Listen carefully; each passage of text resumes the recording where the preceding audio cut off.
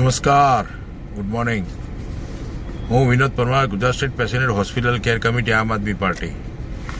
સૌ જનતાને જણાવતા એક આનંદ અનુભવું છું, કારણ કે હવેથી હોસ્પિટલ કેર કમિટી એક એવું પગલું ભરવા જઈ રહી છે કે જે ખરેખર ગરીબ માટે કે બીજા કોઈ પણ લોકો જે હોસ્પિટલ કમિટી કે આમ આદમી પાર્ટી સાથે જોડાયેલા હશે એ બધાને ફાયદો થઈ શકે એમ છે.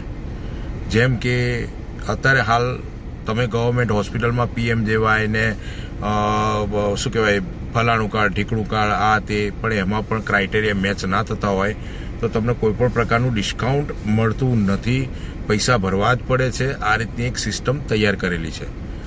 જ્યારે અમે હોસ્પિટલ કેર કમિટી એક એવી સિસ્ટમ કરવા જઈ રહ્યા છીએ કે જેમાં જે દર્દી જે તે હોસ્પિટલ જે લિસ્ટેડ હોસ્પિટલ હશે, અમારી એક બુકલેટ બનાવીશું. હોસ્પિટલ કેર કમિટી આમ આદમી પાર્ટીની એક બુકલેટ બનશે. એમાં જે તે ડૉક્ટર કે જે તે હોસ્પિટલ ટાઈપ હશે એની સાથે અમારા સર્ટેન કરાર થશે.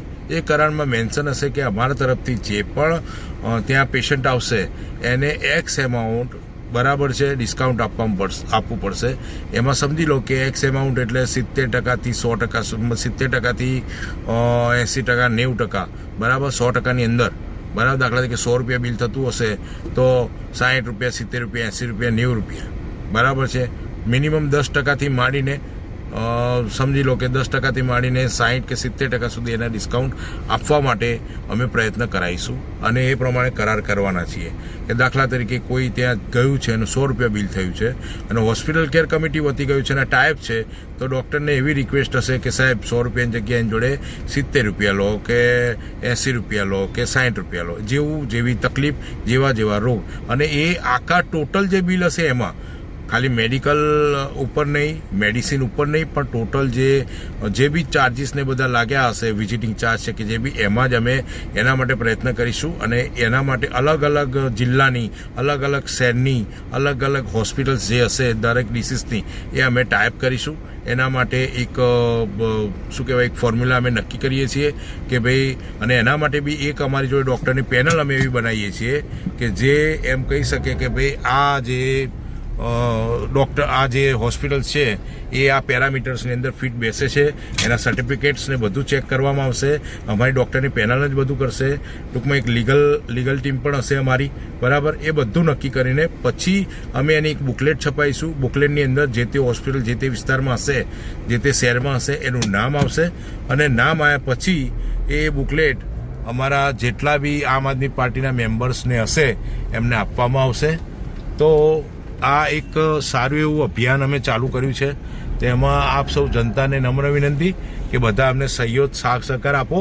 અને તમારે કંઈ જ કરવાનું નથી. તમારે ખાલી ને ખાલી અમારા હોસ્પિટલ કેર કમિટી આમ આદમી પાર્ટી, ખાસ કરીને આમ આદમી પાર્ટીના જ તમારા મેમ્બર થવાનું છે. આમ આદમી પાર્ટીમાં જોડાયેલા છો અને આમ આદમી પાર્ટી સામાન્ય જનતા જે નાનામાં નાના વર્ગ છે એના સુધી પહોંચવાનો અમે પ્રયત્ન કરીએ છીએ. તો દરેક જનતાને નમ્ર વિનંતી કે આ એક સારા એવા અભિગમ અમે અપનાવીએ છીએ, એમાં સહકાર આપવા વિનંતી.